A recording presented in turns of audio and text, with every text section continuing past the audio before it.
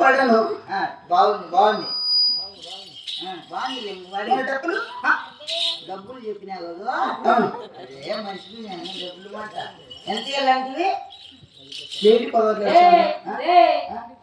రూపాయలు అడిగింది అమ్మా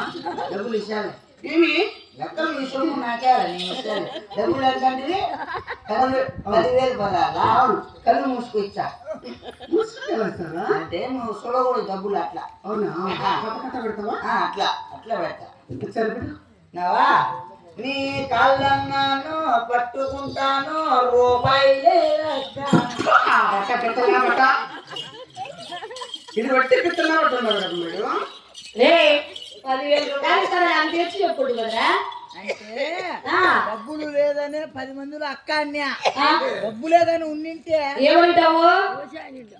ఏమంటావా